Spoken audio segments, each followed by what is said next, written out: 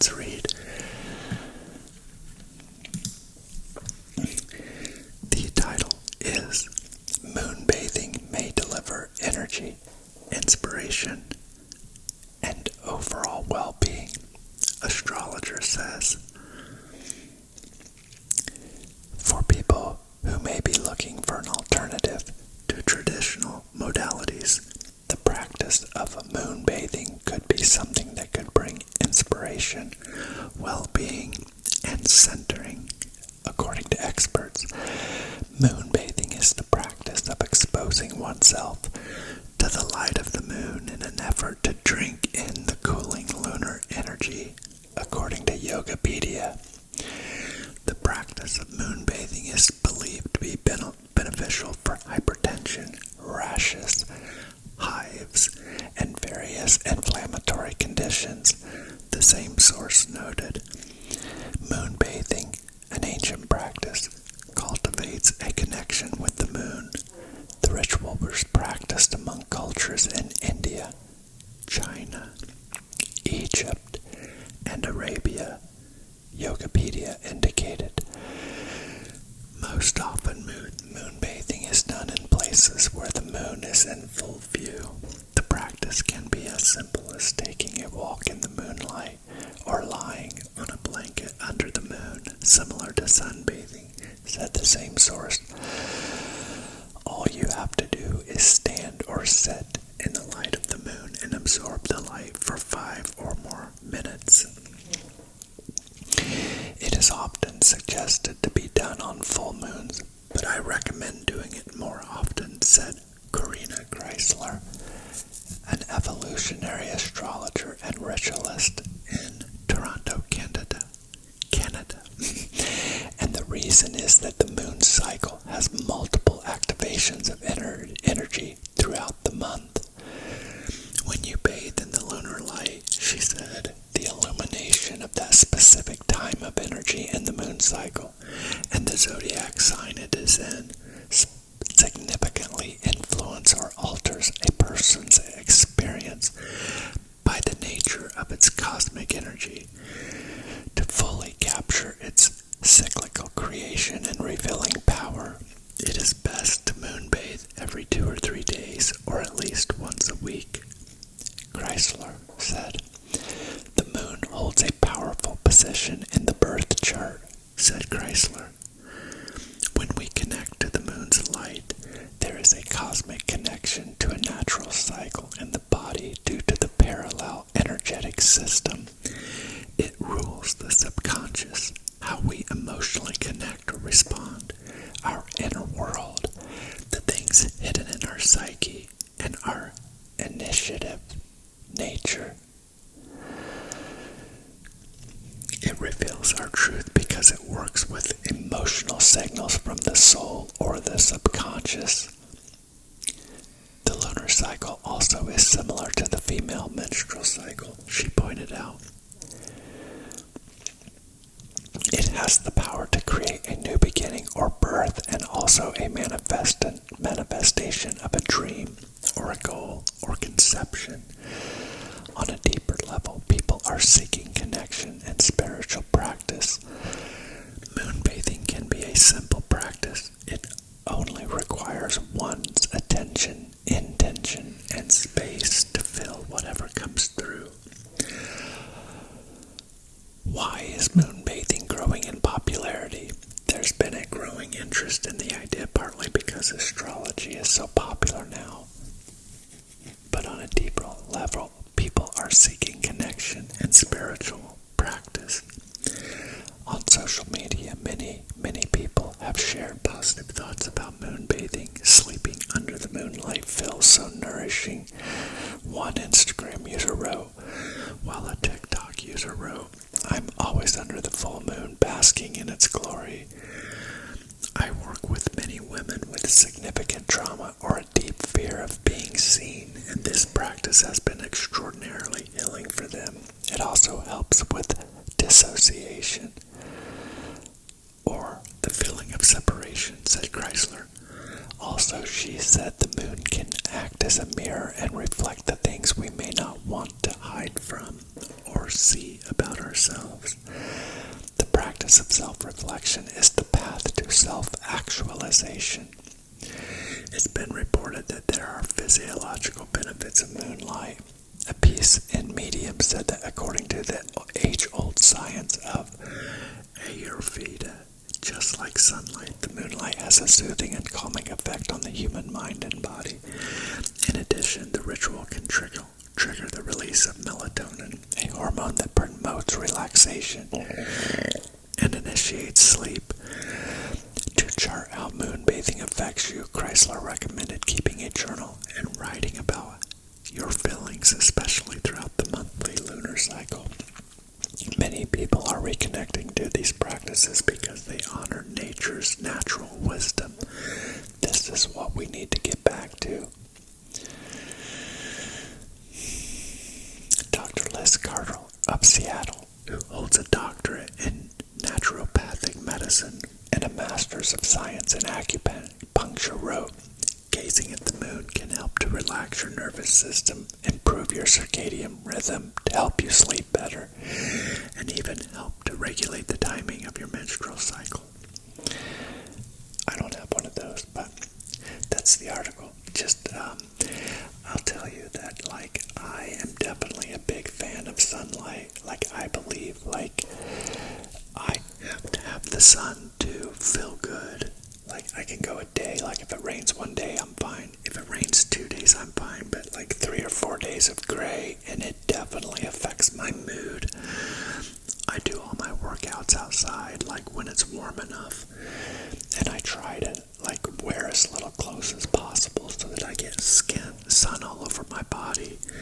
And I really do feel better after I've been in the sun. I do believe that the sun has healing power. But I never have actually thought about moonbathing, which when I read this, and this is a recent news article, this was published on October 4th, which is today. You might be watching this on the 5th, but I'm filming this on the 4th. It's 11:30 p.m., but I'm filming this now, and this is an active news article today. But I'm excited, and so tonight I went out to see the moon, and it's just too cloudy. I can't see it, so I know it's still out there, but I just thought, well, from here forward, I'm going to give it a try. I'm going to go out at night and at least try to spend 5 minutes under the moon and see how it feels. But I'm excited to try it. But I do believe, I believe in energy, and I'm really fascinated by the universe like this. So I hope you enjoyed this. But the next article we're going to get into is about video games, and I wanted to post this one because I know a lot of you guys do play video games. I personally have never played. When I was a young kid, maybe 10 or 12, there was a place called Showbiz Pizza, and you would go and eat pizza, but they also had a lot of video games, and I would get to play stand-up arcade games there, or they had a sit-down race car game that had a little steering wheel, but we're talking way back in the day. But I never had a gaming system in my house. I wanted one, when Atari first came out. That's my friends would have them, and they would talk about them, and I always would beg for one, but my family was really poor, and they really truly just couldn't afford it, and so I never got one. But I don't have any regrets, but I did. That's one sort of technology I got left behind on because I just never got to do it. Now, part of it was I was always so busy working that I just didn't want to take the time. I worked so much that I would only allow myself to have one movie a week. But anyway, I want to get into the article. So just kind of letting you know that I'm providing this story for all of those of you out there that love video games. I'm doing this for you, not for me. The title of this article is "Playing Video Games Improves These Aspects of Daily Life, Say Gamers in a New Poll." Nearly 3/4 of gamers are certain that the video games have improved their lives. A recent survey of 2,000 American gamers revealed how video games are more than just hobbies. 72% of respondents attested to the positive impact of the pastime time on various aspects of daily life. 68% credit games for enhancing relaxation, and 67% say they improve problem-solving skills. More than 6 in 10 believe they also sharpen critical thinking and enhance better hand-eye coordination. 38% of respondents said gaming helps them with the soft skill of cooperating with others. More than 2/3 could feel their moods change when playing video games, with 51% feeling more relaxed, 27% feeling happier, and 19% feeling sharper. The random double opt-in survey commissioned by the mobile game Solitaire Grand Harvest was conducted by one poll. Research reinforces video games are far more than entertainment. They're a powerful force for personal growth and positive change, said Amir Koifman, the general manager of Solitaire Grand Harvest. Our goal is to meticulously craft immersive experience to offer relaxation, challenge problem-solving skills, and foster community, allowing players to become better versions of themselves. So, for everybody out there, I know a lot of people give gamers a hard time, but it sounds like there could be some positive that come from it. Like, I've always, whenever I was a manager at my work, I would always, when I would give sales meetings, I would always just say, look, if you're going out and if you're not at work and you're going out to bars or you're playing video games I would say that is one of the things that was unproductive, because some people make money playing video games, but most people do not. And so if they're doing that, they're really it's true entertainment. I get that it can be positive, like playing a sport.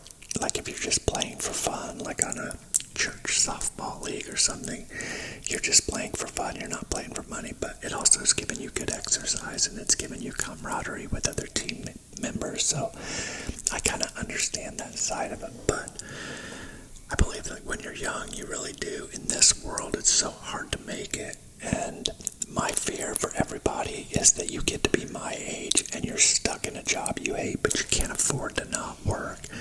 And I want everybody to be able to do what I did, which is get to, around high 40s, early 50s, and be able to not work anymore, so that you have a good life when you're older, because it's easier to just work when you're younger than it is to work when you're older.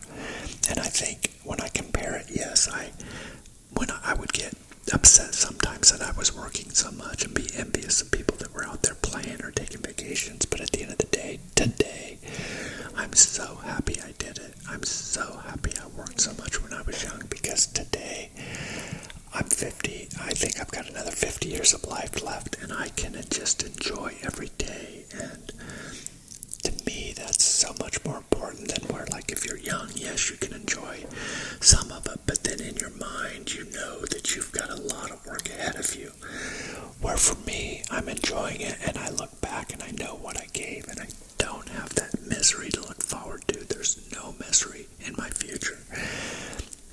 So as far as I can see, I'm sure I'm going to get arthritis and get old and more of my hair fall out and stuff like that, but I can't help that.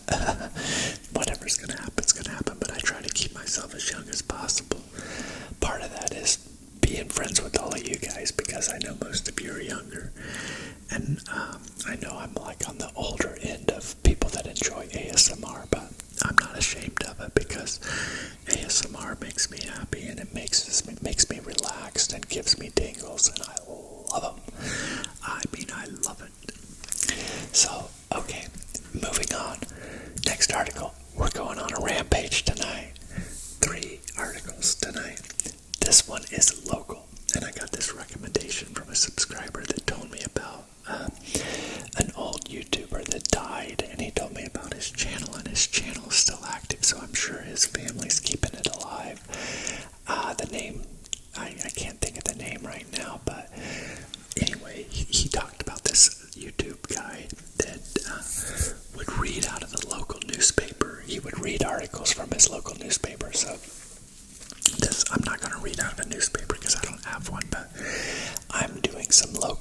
is here in Indianapolis, Indiana, so that you can see, obviously you know now where I live in the Indianapolis area, and this article is about a monkey that escaped from a person's house today.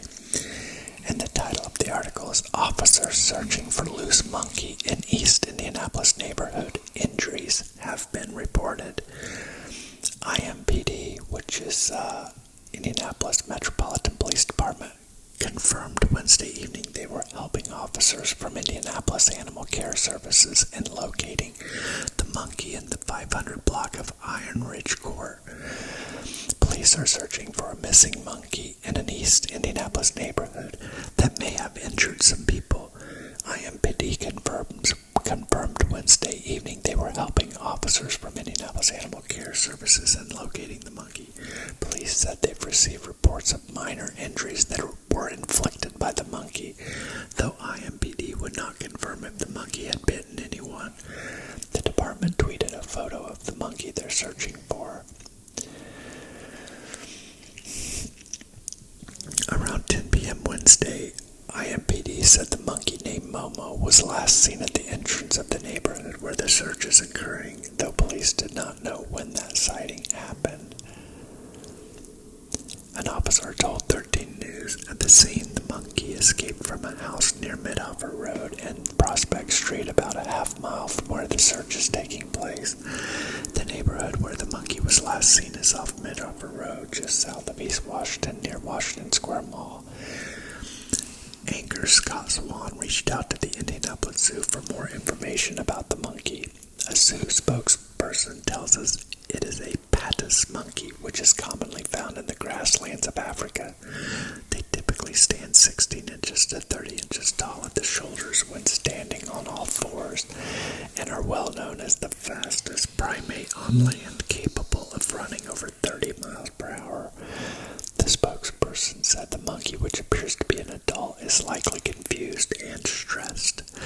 The zoo encourages anyone who sees the monkey not to approach it, but instead to call IMPD immediately and let a professional deal with it. As far as the police and professionals tasked with corralling the primate, the zoo spokesperson said the monkey will likely run if it is approached, so the best course of action is to monitor its movements until it moves into an area where it can be contained. This one is interesting because this monkey kind of looks like a dog. It's like a dog body, kind of, and then it's got that like weird, like almost human style face with like a mustache. I mean, animals are just fascinating to me. I feel horrible for this thing. It's kind of strange that somebody had this as a pet, but I mean, I obviously keep animals as pets too. I have 7 animals here.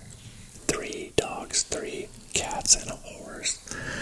And sometimes I think, like, should we even, like, confine them, like, take them out of nature? But I know, like, there's no more safe haven for animals around here. It's like mankind has taken all of the habitat away, and like we drive our cars like 60-70 miles per hour, and like almost every day I see dead animals on the side of the road, whether it's a squirrel or a deer or raccoons or groundhogs or birds or even dogs and cats. It's like people's pets get killed, and this monkey could very easily get killed.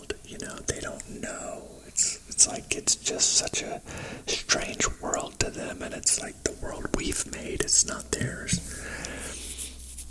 But then I watched this. I want you to watch this real quick. I watched this video about this pig in a slaughterhouse, and it's coming down the conveyor belt, and you can just see its eyes, and it's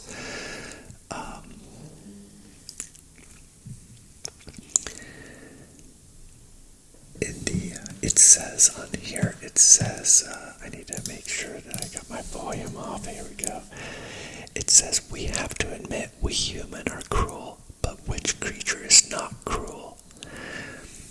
And you think about that statement, like there are so many cruel, like birds swoop down and eat fish, and a coyote